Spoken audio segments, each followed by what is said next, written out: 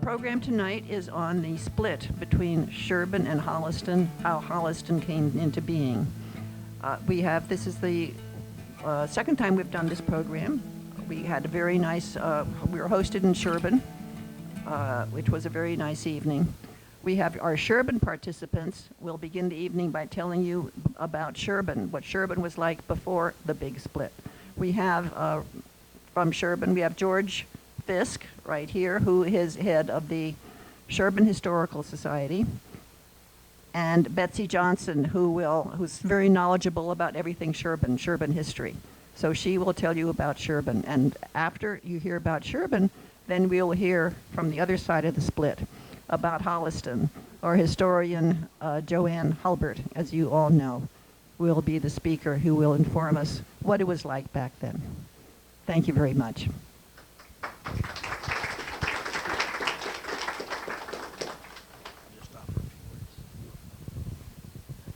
Thank you, Sheila, very much.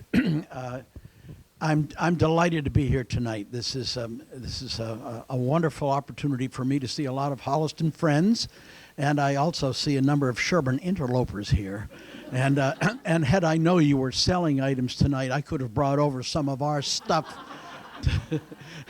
And anyway, this is a real treat for me. And I also, Sheila, I have to commend you on pronouncing Sherborn properly. You know, we have so many newcomers who just don't get it. But anyway, nonetheless, this is really fun. And I know I was talking with some people from Sherborn here tonight who missed the Sherborn program. They did watch it on Zoom. We did have it recorded, but I understand that I think we're going to have a better opportunity to really see maps and things like that tonight than our program really was able to do for you. So anyway, I don't want to spend any more time telling you about the big split. Betsy will do that, and then Joanne will refute everything Betsy says. So anyway, Betsy is I've known forever, and she is our town historian, and she not only knows everything about Sherborn, but she seems to know everything about everything. So here's Betsy. Hold it close to your mouth. Oh, no, he said hold it down here.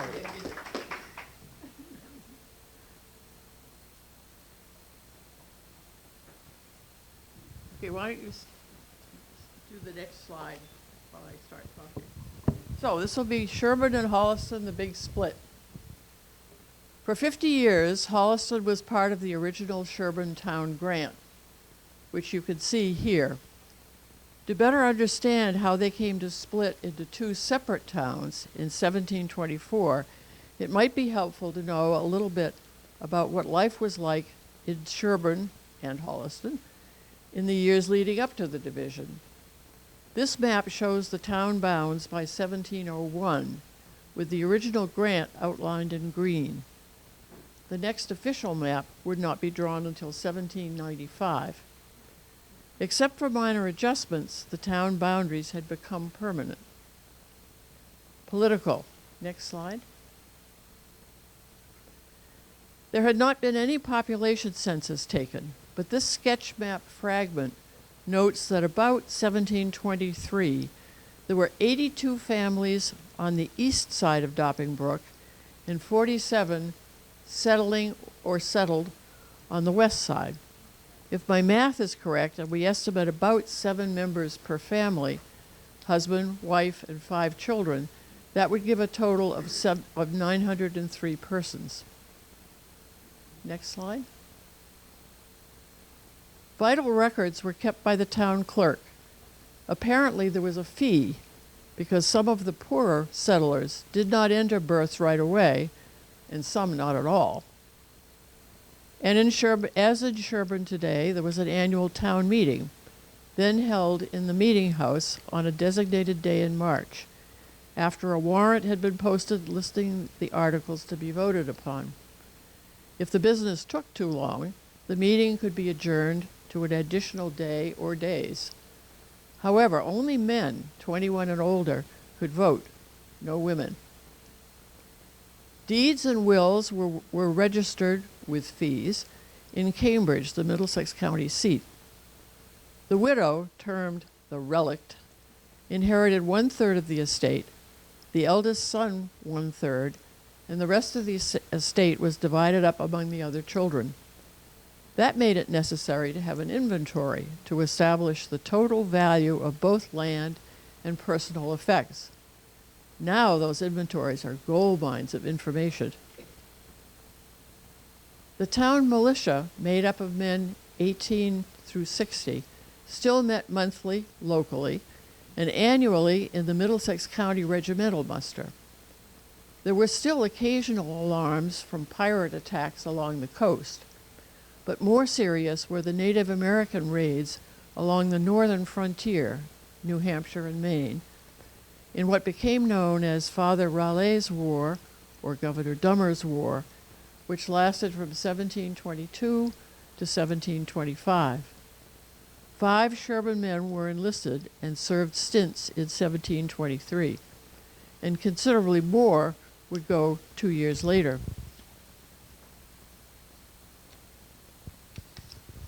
Males age 18 and older paid an annual poll tax. Property owners paid both a town and a colony tax. Men were also expected to work on local roads, land-related. Within the present Sherborn, there was no more common land left to distribute. However, much in the western end of Holliston still was available. Because the vote to distribute had been made before Holliston separated, those lots went to men from both towns. Also, there were 2 grants of land that the General Court had given Sherborn in the present Douglas, Mass, as compensation for an area lost to Framingham in 1710. They had already been allotted, but a third in Douglas from a 3,700-acre parcel that Sherborn purchased in 1721 also would be divided up among men from both towns. However, the controversy over building the second meeting house put that on hold until 1730. Next slide. Judge Samuel Sewell, age 72, had inherited several large properties in both towns and wrote in his now famous diary of visiting them from time to time. In present Sherborn, they included 100 South Main Street and also 128 Hollis Street. Next slide, which you see here. Religion. There was only one church available for worship, the Puritan one. It was congregational in structure. That is, each was a separate and independent entity and was supported by everyone's taxes.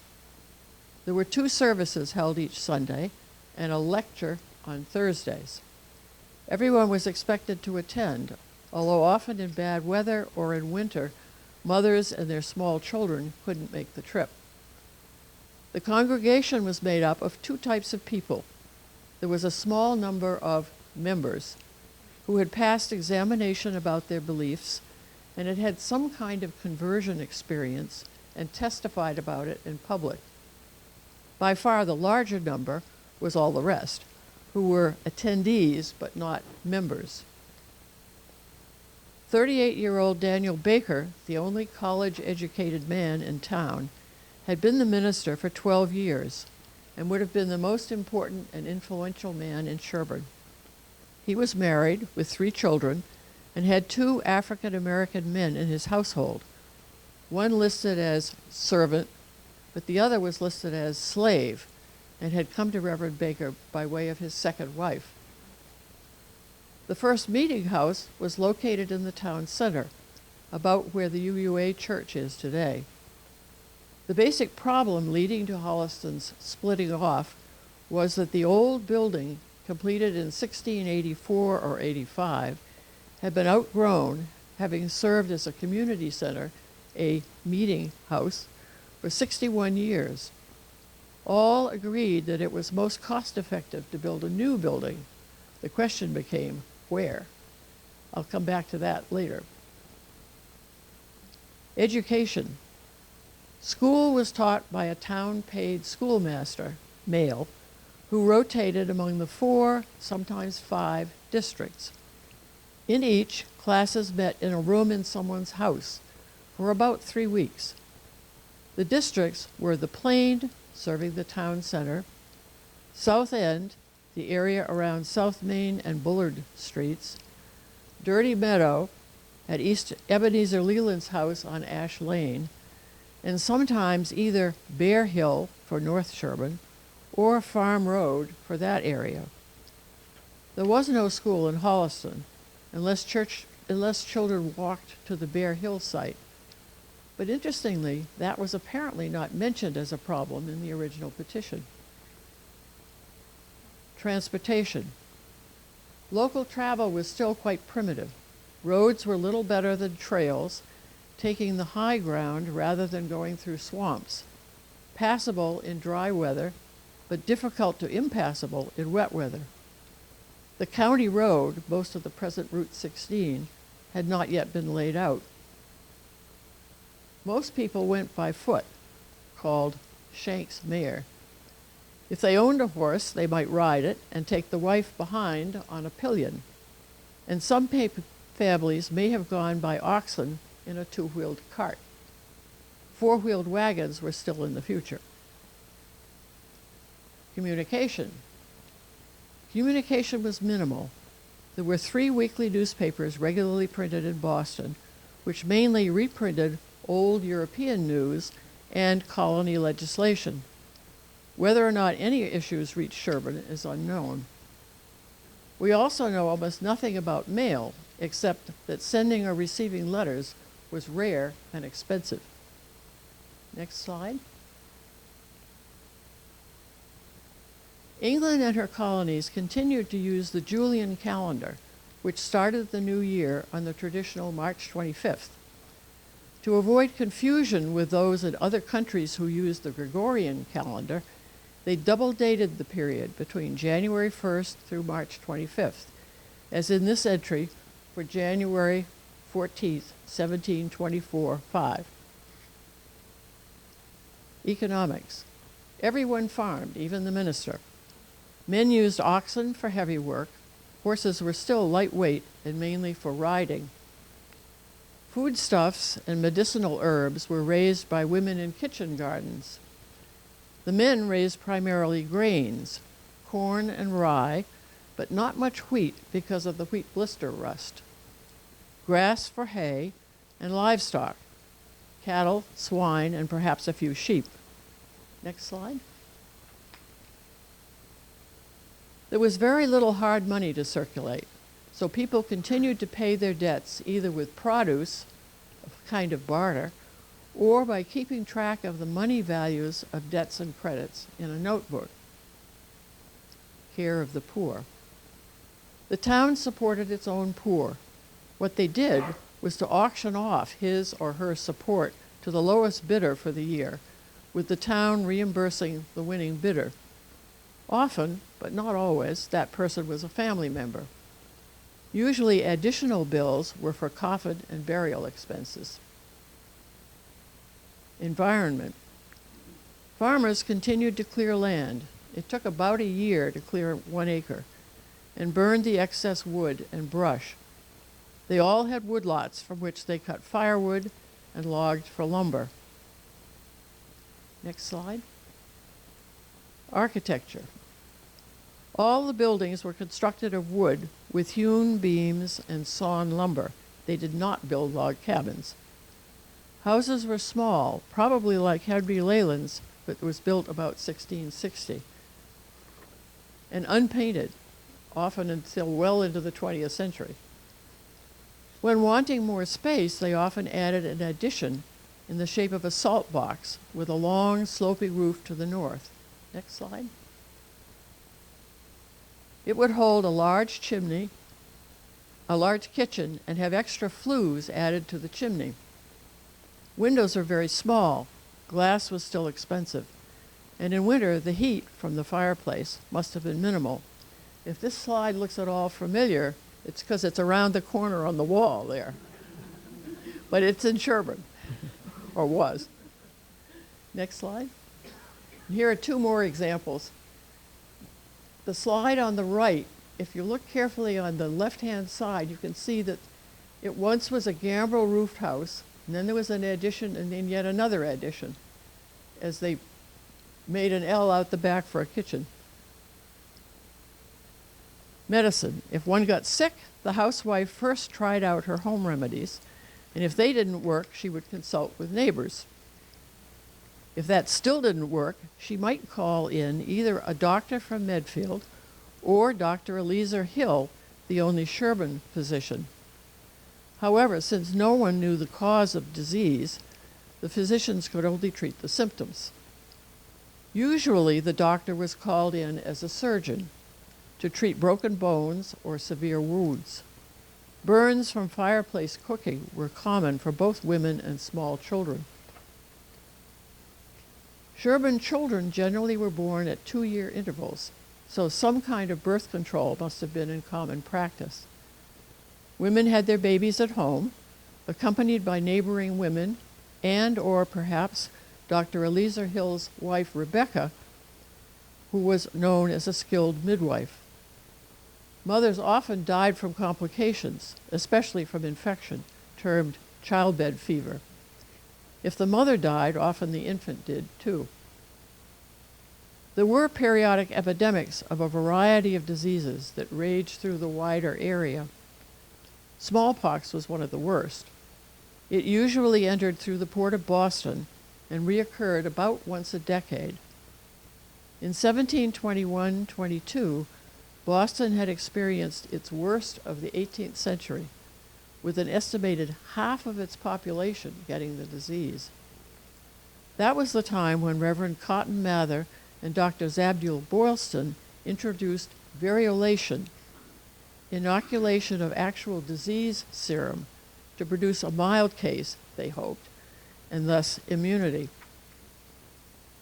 The Sherborn death records do not list cause of death at this period, but they do show a higher number of deaths in 1721-22 than in the years both before and after. The only known link to variolation and Sherborn in this period is through Judge Samuel Sewell, who had variolation done upon himself and 3 other members of his family. There were undoubtedly other epidemics too, but they are undocumented.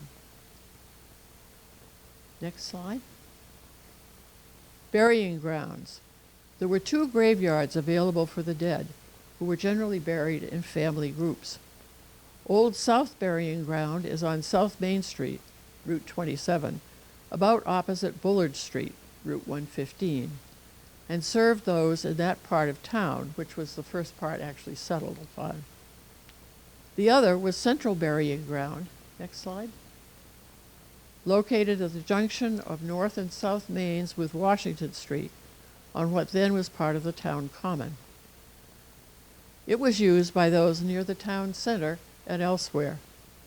Farm burying ground may possibly have been in use then also, but the oldest existing dated stone there is 1786. As far as we know, there were no small family graveyards. Daily life. Although men did the heavy steps in processing flax, women and girls spun the wool and linen yarns, wove the cloth, and made most, if not all, the clothing for the family. Compared to today, people had very few clothes and layered them depending on the seasons. Women also did the food preparation, cooking in multiple pans at the kitchen fireplace and on the hearth. Men and boys worked with crops in the fields and barn and raised the livestock, mainly cattle and pigs. If a spouse died, to keep a household together, it was almost universal that the other needed to remarry, and soon, especially if there were small children. When she married, a woman's property passed to her husband. If they had children by previous marriages, there sometimes were some rather complicated prenuptial agreements to assure that the first husband's property would eventually go to his children rather than to the second husband's children. There is virtually nothing in town records about recreation. Christmas was not celebrated in Massachusetts yet. Recreation for adults was apparently limited to the weekly church service, quilting bees, group work like house or barn raising, and the like. Children would have had simple homemade toys, probably dolls, hobby horses, willow whistles, and the like, and undoubtedly played with the farm animals. Crime. There is also virtually nothing in town records about local crime, but if it were minor, it would have been heard by a justice of the peace, and if major, it would have gone up to the colony courts, even perhaps eventually to Judge Samuel Sewell's Massachusetts Superior Court. Details leading to the split. Now we come to the nitty-gritty. Voters had agreed that the old meeting house needed to be replaced, but the burning question was, where was it to be located? Settling that question polarized the town and took some pretty fiery town meetings over a period of 4 years. There were several possible sites considered. Those who lived in the eastern part of town, now Sherborn, were happy to continue using the town common. However, those who had settled west of Dopping Brook felt that site was too far away. It was too hard to make the trek to attend church. They have evidently petitioned the town either for a closer site or to become a second church parish, although the petition does not seem to be in any of Sherborn town records. Then began the series of contentious town meetings. When the issue first came before town meeting in February 17, 2021, 2 articles were presented. The committee, of 3 men from each part of town, requested that the site be near to Dirty Meadow Bridge. You can still see the causeway to Dirty Meadow Bridge. It forms the so-called dam at the Woodland Street in Sherborn end of Ash Lane. The site they favored was on the hillside on the north side of Greenwood Street, now number 82, near its junction with Woodland Street. If that site were not acceptable, they proposed that a line be drawn from the southeasterly corner of Framingham Line along Dopping Brook to Bogastow Brook to the Medway Line, and that a new committee be formed representing both sections to consider what to do next and propose any site likely to conduce to the peace and well-being of the town. The meeting was continued to the next month. The March meeting must have been a heated one.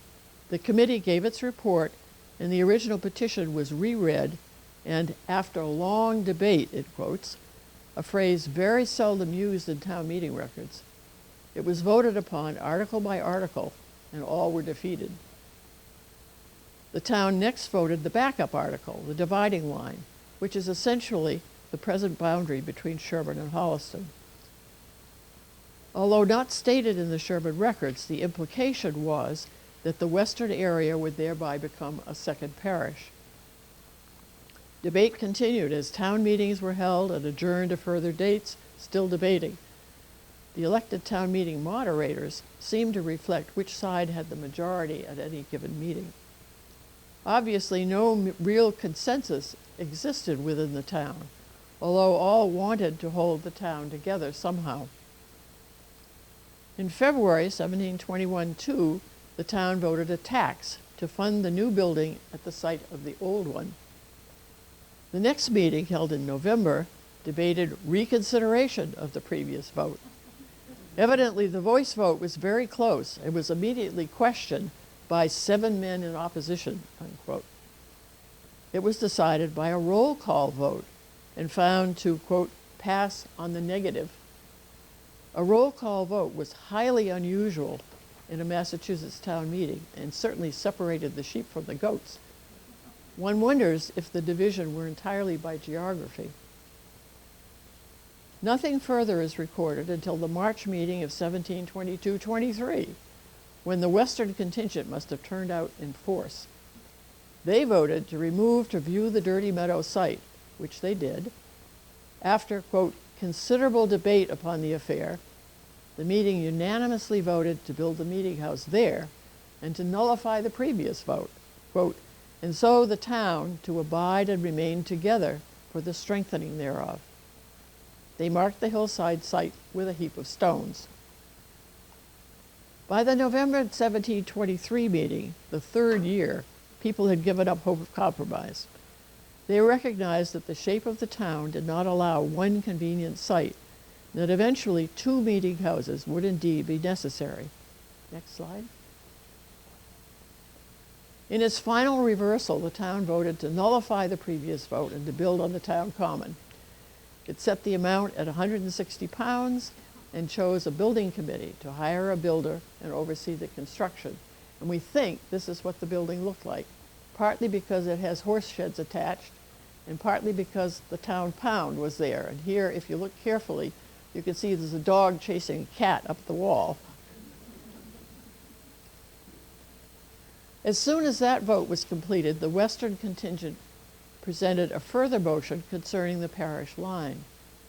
The farms of William Sheffield and Edmund Morse included small portions east of the dividing line. The request was that all their holdings become part of the new parish. The Western inhabitants, in turn, promised to, quote, do all public duty to the town as heretofore, till the general court shall set us off, except the cost of the new voted building. An official map was drawn in 1724. Next slide. It shows the Sheffield Morse farms entirely in Holliston, as you can see up there. And the town line still makes the jog there. That meeting seemed to end the east-west controversy over the second meeting house site. After 3 years of heated argument and debate, the town was to remain united, but to support 2 parishes. The saga was not quite over, however.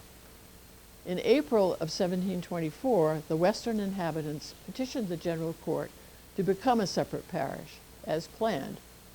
Instead, the General Court decided to set the area off as a separate town, using the agreed-upon parish boundary line as the town division.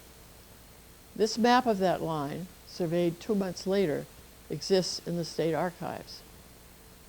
As of 17 November 1724, Holliston was no longer part of Sherborn, but a separate incorporated town, obligated within 18 months to choose a convenient site, erect and finish its own meeting house, and hire a learned Orthodox minister. The larger of the 2 towns, Holliston now includes 19.04 square miles, compared to Sherborn's 17.12 square miles. That Holliston number does not include Holliston land lost later to Ashland in 1846. The division of the remaining common lands located in Holliston would still include Sherborn as well as Holliston families. Henceforth, although ties of family and friendship would remain strong between them, the 2 towns would go their separate ways.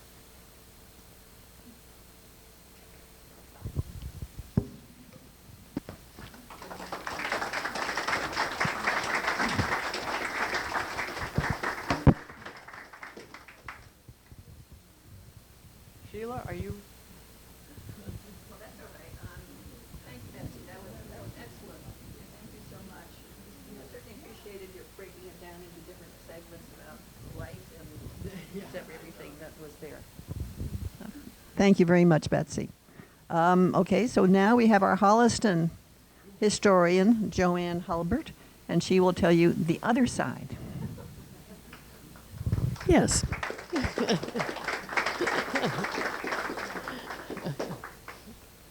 All right.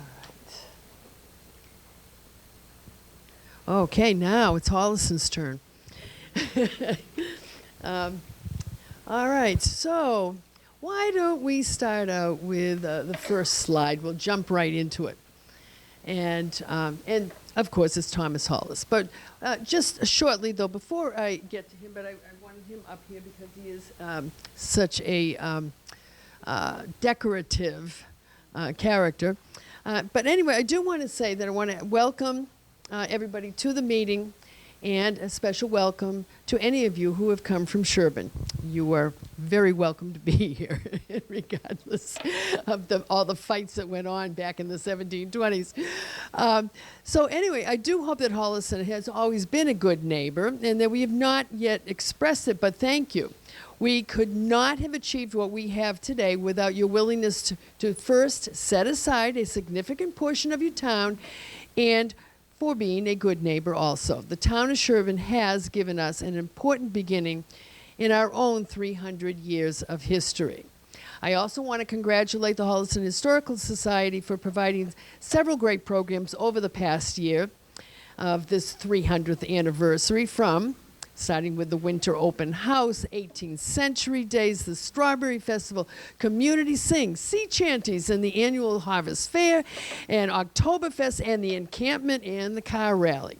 And now we're up to the ultimate and the last big event that we have of the 300th. So I hope it will be a good finish for the entire year. So anyway, this has been quite a year for all of us. And we're going to top it off here on December 3rd, which is the date when it was officially noted. Now, the thing is that, of course, the word Holliston had come up in mid-November. Things were rolling. And the House of Representatives in Massachusetts had to bring up the petition several times over several weeks to give everybody a chance, if anybody, say, in Newburyport had something to object to, that they would have time to do so. Apparently, nobody did object over the times that it was called up for comment and petition, so we did get by it on December 3rd. In the room where we have a lot of displays, we have opened that copy of the book of the House of Representatives to December 3rd. It's not only interesting to see that final vote that said that we could go ahead with it, and that's why we have December 3rd, 1724 is our date, but also it's interesting to see what else was the House of Representatives doing at the same time that Holliston was being incorporated. And you can take a look at it when you traipse through the rooms and see what the displays are. So let's get started. Thomas Hollis. How in heaven's name did he end up with his name on a town in Massachusetts? Well, we will talk about that. Anyway, the thing is that he had donated a lot of money to Harvard, and that was a very big deal for a lot of people, even over in England. Thomas Hollis never came here. He did send a very nice thank you note along with the Bible when he had found out about it. He had been informed by a friend, Thomas Danforth, had sent him a letter back saying, hey, Tom, you got a town named after you. We'll talk about later about how in heaven's name he ended up on here, seeing that he really didn't know anybody in Sherborn or in the new town of Holliston, and he has his name on it. My goodness, that's really, really interesting. So, all right, next slide. All right, this is the first history book that was written about Sherborn and Holliston. It is by Abner Morse. And we do have a copy on the display down here. And the interesting thing on it is, written in 1856, very much of its time, that there was a section on the history of Sherborn, and it got pretty good coverage and everything. And then it seemed like Holliston was sort of an afterthought or an addendum, because it only takes up a few scant pages after Sherborn. Most of the book, which was the style of this time for writing histories, but 9/10 of the book is all genealogical information. And that's how a lot of histories are written at the time, when you really get down to the people and they would go through all of the town records and bring it all out. But it is very valuable, because within the genealogical register are a lot of stories about the actual people. So you do get a lot of history besides all birth dates, marriage dates, death dates, the children and all that. And it is very important, certainly in this day and age when you want to go looking for that sort of a thing.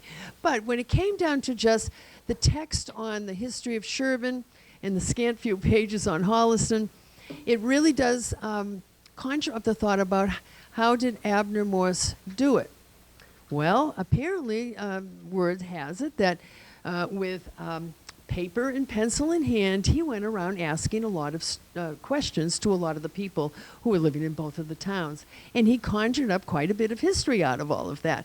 Some of it, I wish that he was around right now so I could beg to differ with him about a few points that I would like him to explain to me or that I disagree with. But that's the fun of history anyway, in order to dig through history and find out what everybody was thinking of. So, anyway, next slide. All right, this is a little fragment of a map that is in Sherborn Records. Thank you very much, Betsy, for having it in the files. But two things on this map really were really of interest to me. Now, there is no date on it. We were trying to figure out exactly when it might have been drawn. But what is important is that it shows a couple of hints of the budding town of Holliston, not quite yet there, but that we do see nowadays. And one of the things is way up at the top, you can see where, if you can make it out, highway to Joshua Underwood. And Joshua Underwood was living in that part of Sherborn, which became Holliston, and we still have a bit of evidence of what he left behind. The other thing that really interested me was right on here is notation that records Chicken Brook, which we all know in Holliston we have a Chicken Brook, and we can still see it. And it is on that map.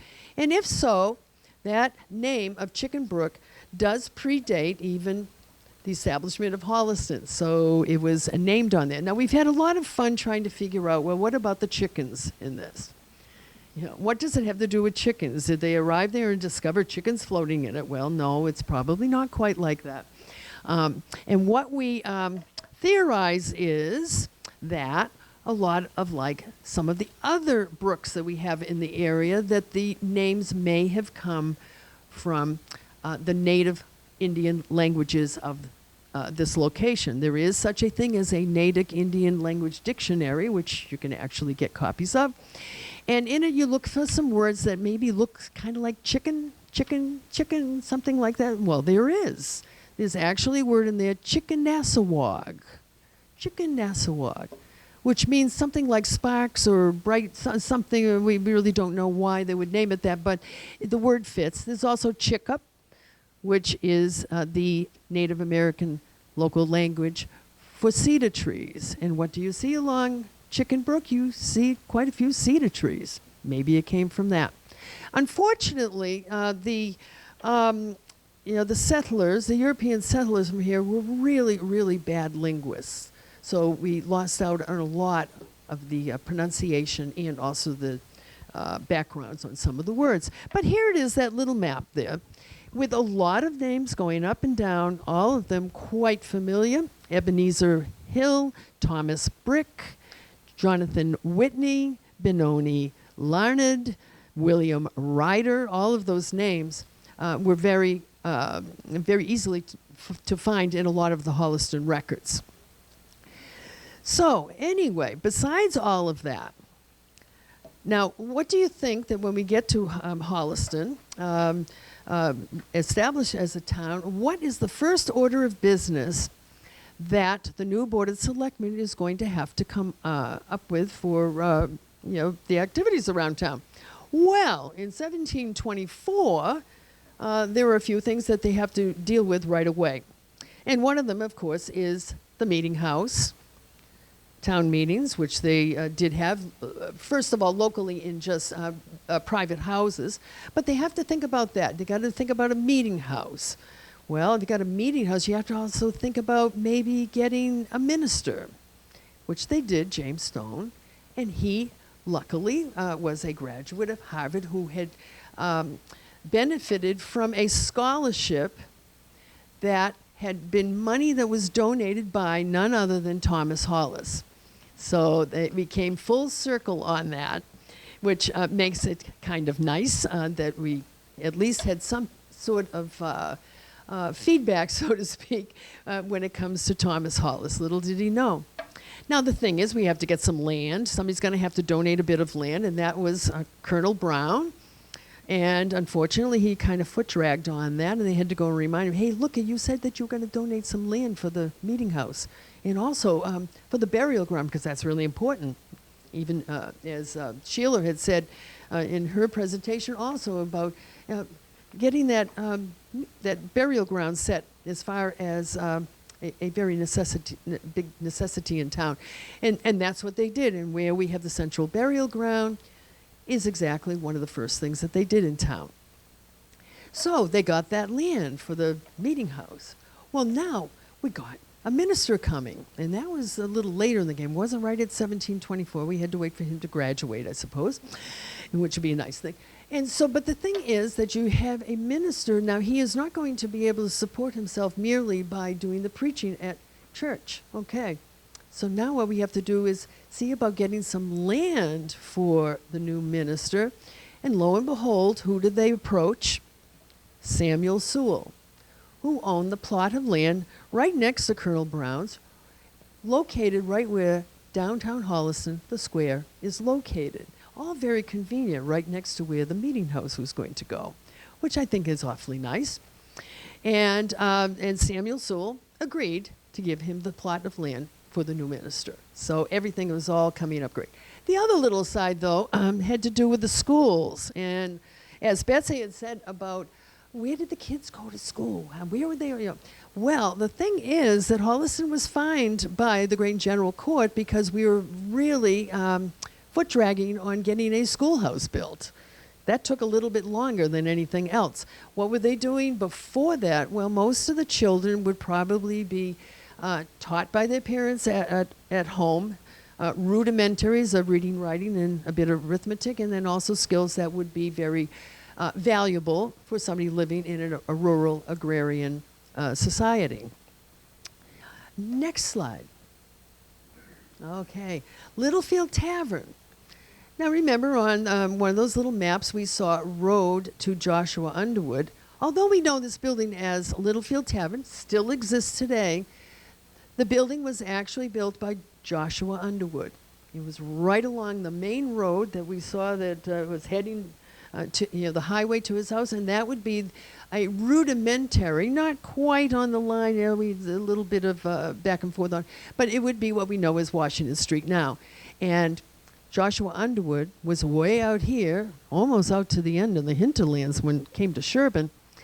And this looks pretty much how the house would look, unpainted, added on to. Apparently, this house was built in 3 sections. You know, kind of like we do today, add on an addition and then add on another addition in order to make it as big as it is today. And that looks pretty much as it does look today. So, Littlefield Tavern, that came with a few land swaps and some deeds that were swapped back and forth, and the Littlefields came in at about the 1740s at this point. So then it became a tavern. Next slide. Now, this is one of my favorite pictures. This has to do with what Holliston looked like in the very beginning, as it was broken away from Sherborn. We have it over there. And as somebody had once said way back when, was that the original shape of Holliston was very unusual. Now, you can see all the way up there, that tip that goes all the way up there. There's a Lake Washakum right next to it, just over the line. And it goes all the way down to this corner down here, which would be somewhere along Route 109, and therefore into the far corner. Now, it does say Milford there, but actually Holliston, up until 1781, shared their border with Mendon, because Milford was not incorporated until 1781. Now, inside of it, also a few other little points on this map is, you can see the little circle, but you're just east, right in there. That's Lake Winthrop. In the early years, the boundary between Medway and Holliston split the lake right in half.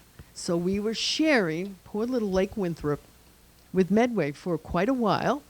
Also, that point west out of there, at one time up until 1829, stayed like that.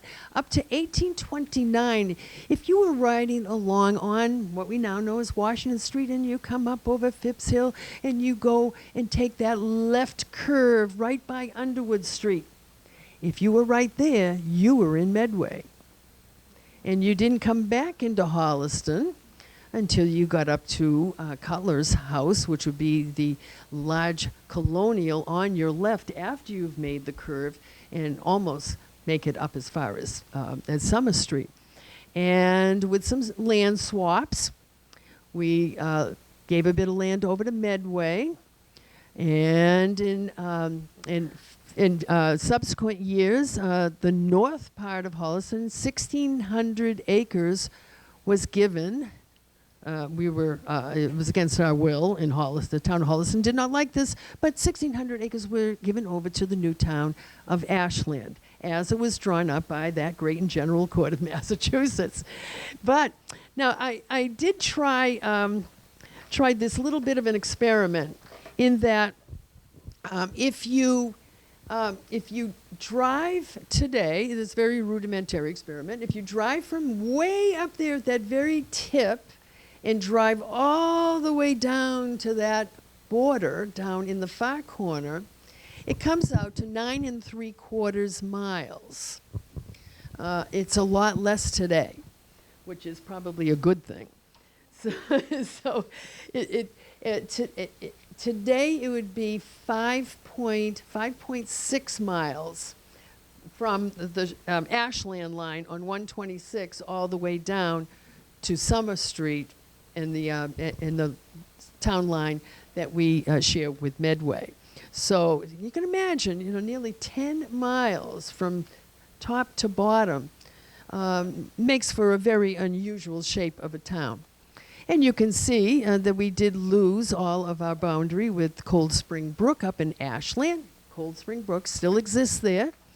And then what I really like about it also, down by the meeting house in Holliston, just above it, it mentions Jasper's Rock. Yes, we must remember Jasper's Rock. Now, let's get another more technical map for the next slide. All right. This is one of my favorite maps, too. This is 1793. It was drawn by surveyor Samuel Bullard. His house is on Ashland Street, still exists. But anyway, you can also see even a little better how Medway owned part of Lake Winthrop.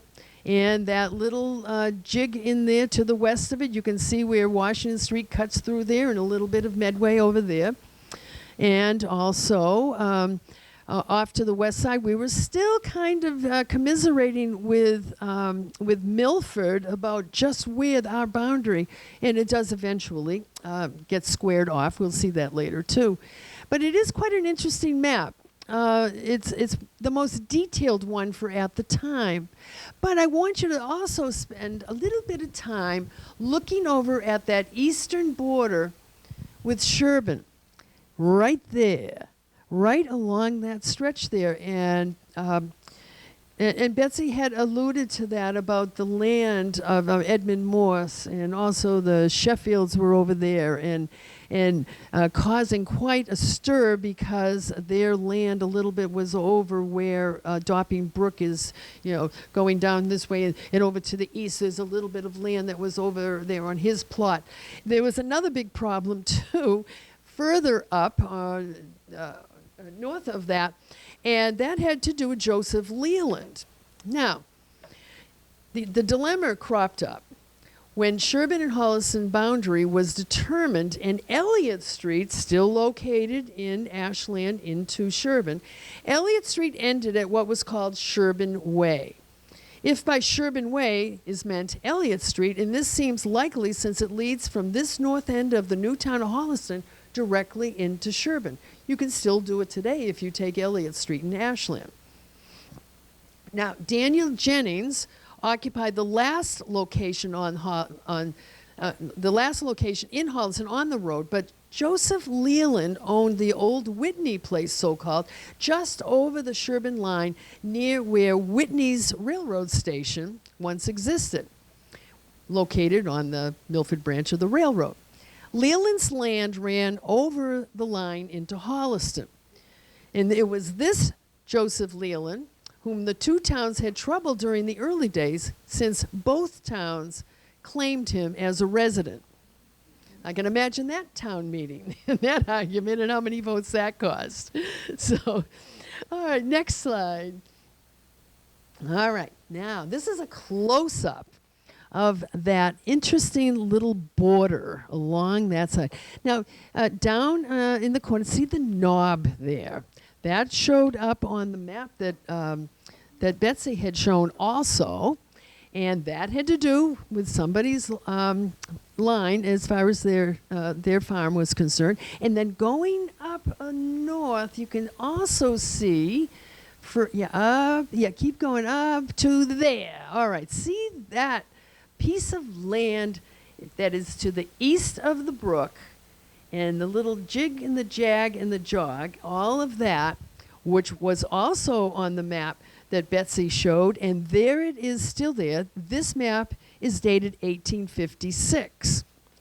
So there, now keep your eye on that, because it was on Betsy's map, it was on Samuel Bullard's map, and here it is still in 1856, still showing up with that jig and the jog. All right. So, nearly all the town boundaries at this point were being squared off. By 1856, we were kind of getting into pretty good shape. But still, keep your eye on that border. So I don't know whether we ought to call down below where that knob is, that prominent knob. Now, the road that goes through that is present-day Fisk Street. So next time you go out on Fisk Street, just realize that we are still in Holliston on this knob that goes all the way in. And, of course, there's subdivisions now on both sides of that knob right up to the border. So, but it's such an interesting feature that shows up on all the old maps. So anyway, all right, why don't we go to the next one? This is 1965. Now, this is the map that we know today, still the same. But as you can see, that line there, still a vestige from the original map, even before in 1724, when they were arguing over it. This is what the result was for those people that had a little bit of land that was on the east side of Dopping Brook. So, it really, it kind of interests me for people that are living on Cranberry Lane, and how it sort of jigs and jags over their property lines. I don't know how they handle it, but they do. So, but it is still there. It's even today. It carries that old plot lines that cause a bit of consternation amongst the early settlers. And so it stands sort of as a monument to them, really. So, all right, now, next slide. All right, and here we've heard many times tonight about Jasper's Rock and how important it is.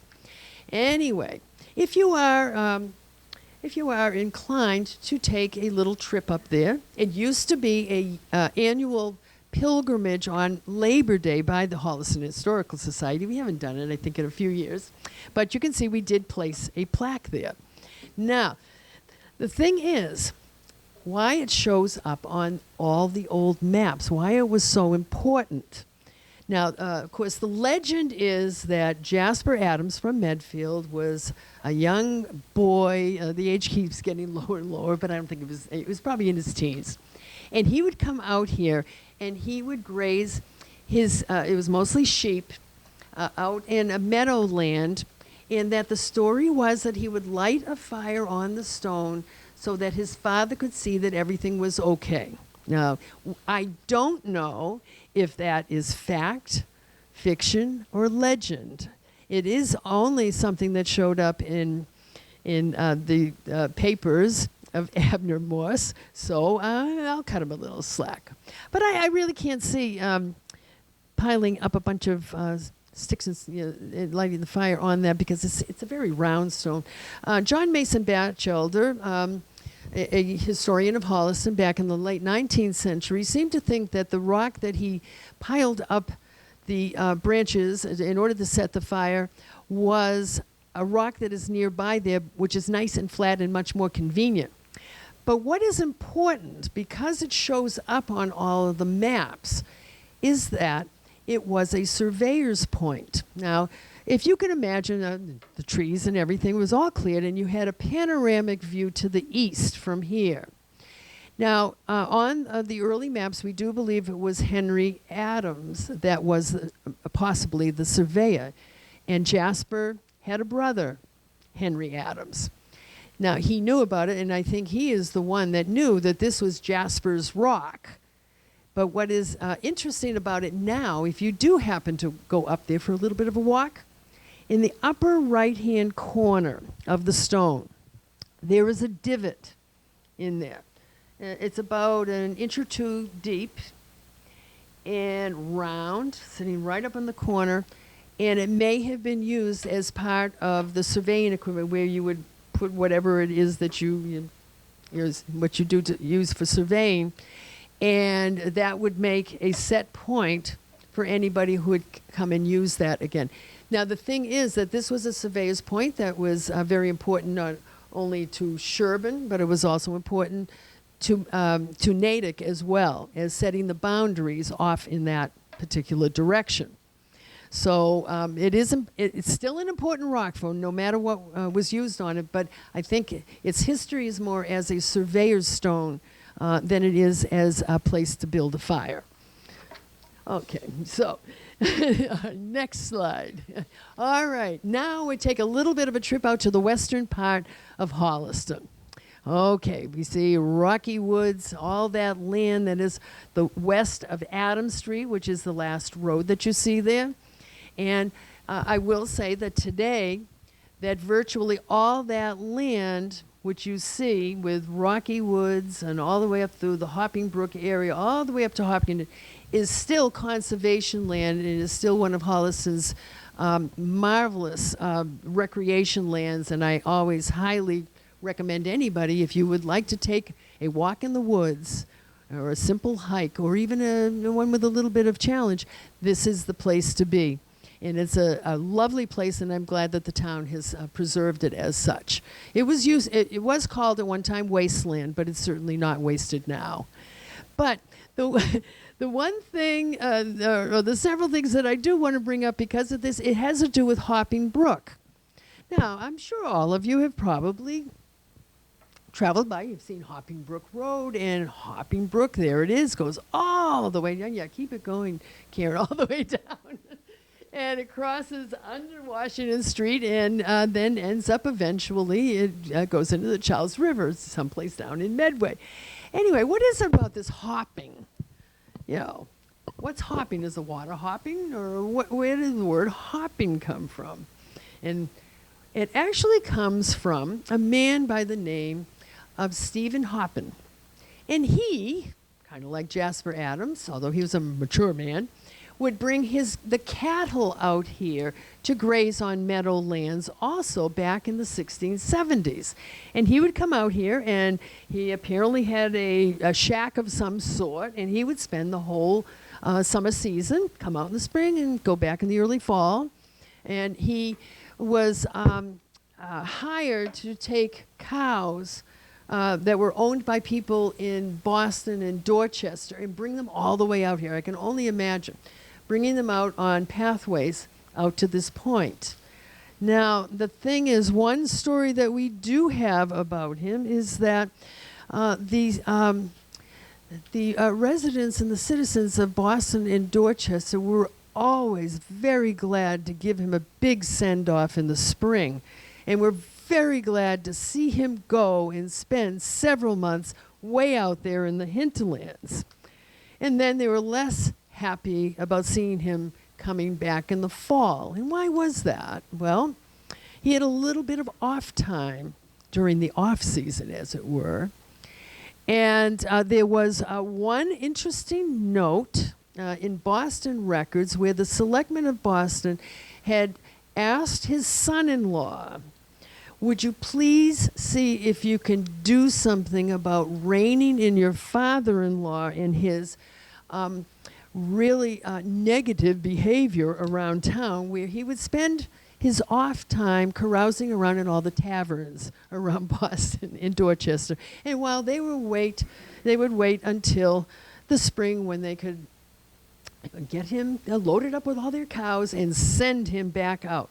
Now, he did this up until about the time of King Philip's War. And then after that, I'm not really quite sure whatever happened to Stephen Hoppin. But like several other places that we have here in Holliston with people's names on it, including Holliston, here's Stephen Hoppin, bit of a character, has got his name on something, even though the spelling may be a little bit off. But I will say that as I drive westward on Washington Street and I pass by the sign that says Hopping Brook, I have to smile a little when I think of it as just another historical character that is has got his name etched in stone in our history, and a very interesting character he was. So next one. All right. Bogastow Brook. Now, before Sherborn was called Sherborn, it was called Bogastow for a little while. But the thing was, back at that time, the town of Sherborn included Bogastow Brook. Now, Holliston has ownership of Bogastow Brook, I would say. It no longer flows into any part of Sherborn anymore, lamentably, but we do have it. And I think this is also something that we should thank Sherborn for, because it is a lovely brook and has a lot of town history attached to it. There was a grist mill here in the 1720s. There was even another mill, a sawmill perhaps, that was here in the 17th century, as early as 1681. Now we have Mill Pond, which was the damming up of the brook. Now, the other debate that we have is just where did Bogastow Brook start? Does it start there at Mill Pond like we think of it today? Actually, some of the old maps show Bogastow Brook as starting at Lake Winthrop, all the way, Pond Brook and several other names. We have Winthrop Canal, all that. That some of the old maps show Bogastow Brook is starting all the way up at the lake. And it comes down, flows down, and it meets up with Jar Brook. And of course, we have a street named Jar Brook, Jarr, and it meets at what is called, in the term that is applied to two brooks coming together, the crotch. That's what it was called. And then it formed into one brook and continued on to form Mill Pond. So it's kind of like one of my favorite pictures there, because I can catch a little bit of the, the 8 Arch Bridge as well. But it is another one of those important things, such as Littlefield Tavern or Jasper's Rock, and then also Bogastow Brook, are parts of the legacy that we received from Sherborn. And we should take good care of them, because they were very nice gifts that they gave us. So think about that. And also, along with all of that, we also have that marvelously convoluted and strange border that we have with Sherborn, which has not changed since the very beginning of the big split. And we still have that same border, despite the fact that all the other borders that we have been shaved off here, nip and tuck there, adjusted there. Sherborn, yeah.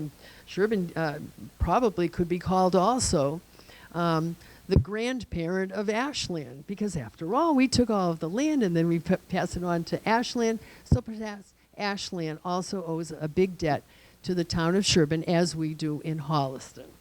So think about that next time you are wandering around Holliston, and remember there is history in every corner of Holliston, be it on your street, maybe your house, or down the street, or one of the hills around town, like Jasper's Hill, where Jasper's Rock is, or several other locations around town. There is history everywhere, and I invite you to get out there and explore and enjoy. So thank you very much for that.